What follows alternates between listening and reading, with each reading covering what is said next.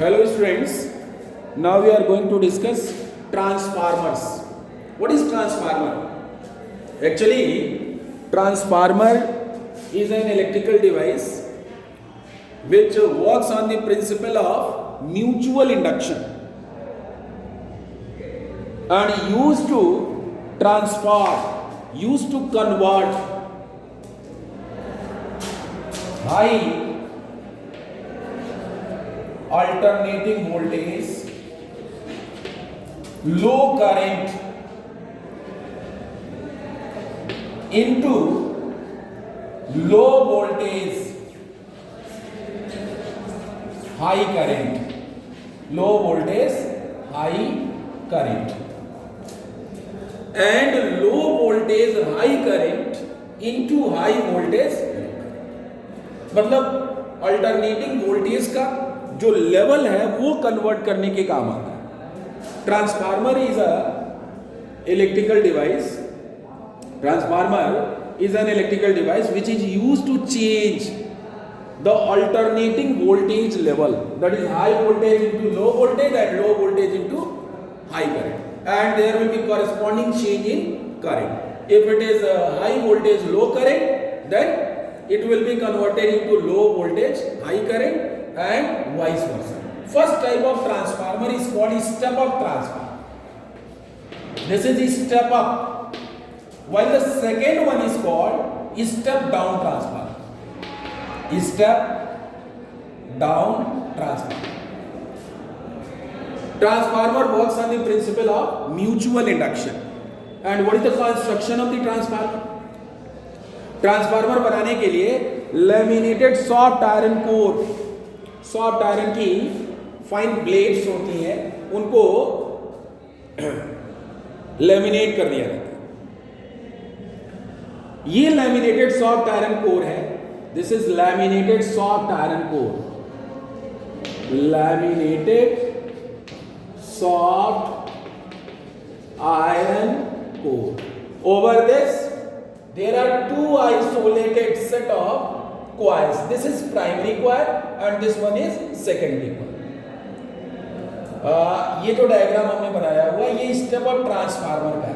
इसमें आप देखें इस लैमिनेटेड सॉफ्ट आयरन कोर पे हमने थिक कॉपर वायर्स के less number of turns use किए और यहाँ थिन कॉपर वायर्स के large number of turns use किए हुए. हम सपोज कर ले रहे हैं कि इसमें नंबर ऑफ टर्न्स NP है और इसमें नंबर ऑफ टर्न्स NS है. अब इसकी वर्किंग हम देखते हैं. आप देखें इस स्टेप अप ट्रांसफार्मर को हमने बनाया हुआ, ये स्टेप अप है और ये स्टेप डाउन ट्रांसफार्मर. ये सिंबल है step up and this one is step down. अब होगा क्या, जैसे ही हम अल्टरनेटिंग वोल्टेज सोर्स यहाँ पे कनेक्ट करेंगे, आपको पता है कि ये मैग्नेटाइज डीमैग्नेटाइज करना शुरू कर देगा क्योंकि करंट चेंज हो रही है.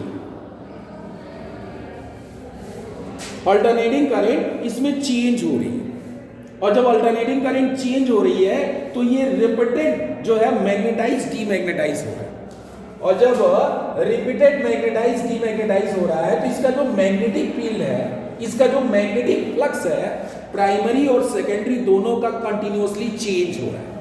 हम ये एज्यूम कर रहे हैं कि एक सिंगल टर्न से लिंक्ड मैग्नेटिक फ्लक्स फाई है और फ्लक्स में कोई लॉस नहीं है, तो इस केस में प्राइमरी में कितना इंड्यूस्ड ईएमएफ होगा या प्राइमरी में जो वोल्टेज आपने अप्लाई किया इसके चलते सेकेंडरी में कितना इंड्यूस्ड ईएमएफ होगा. ES is equal to -NS d∅dt या delta phi by delta T.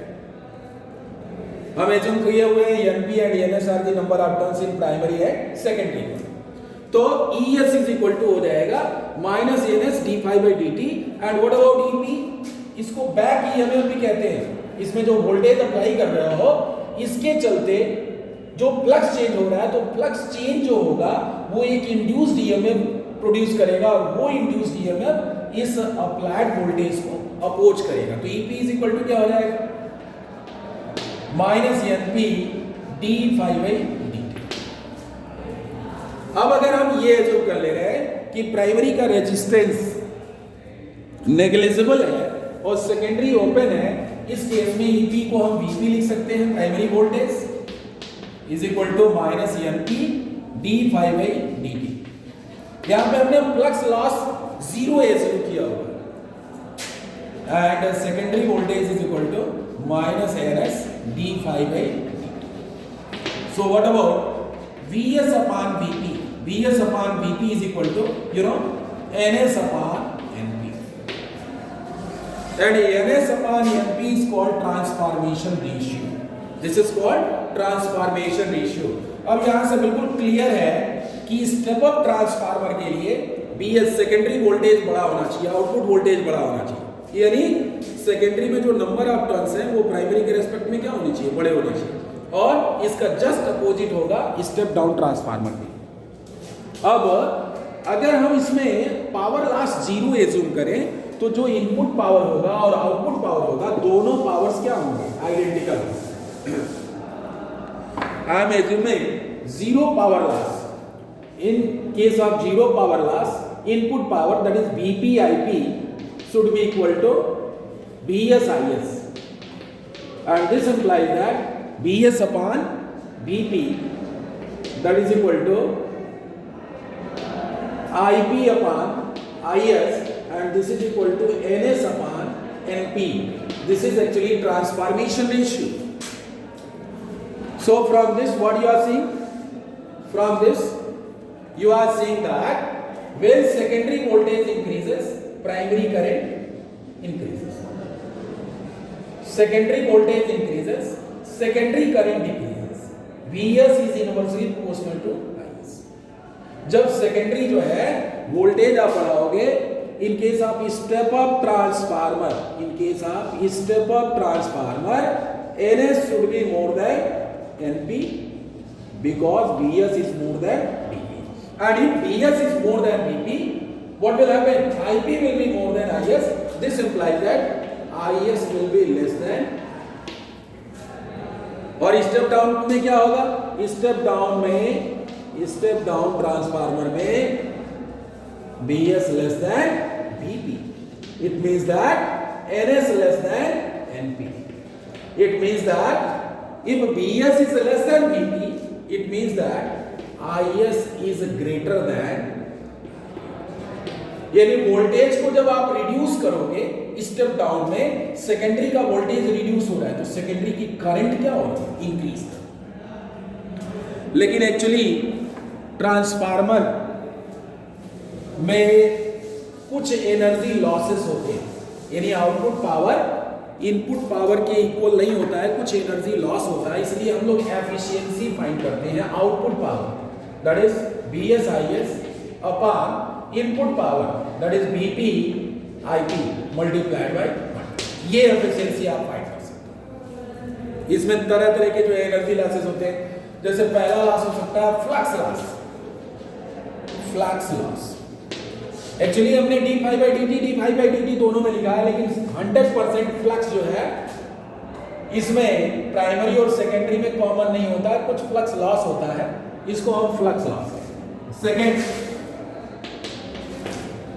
Heat loss होता है जिसे कॉपर लॉस कहते हैं। एक्चुअली जो वायर्स हैं इसका कुछ अपना रेजिस्टेंस है और इसकी वजह से इसमें हीट प्रोड्यूस होगी, I²RT हीट प्रोड्यूस होगी, और इसके कारण कुछ एनर्जी लूज होगी, इसको हम हीट लॉस कहते हैं, कॉपर लॉस कहते हैं।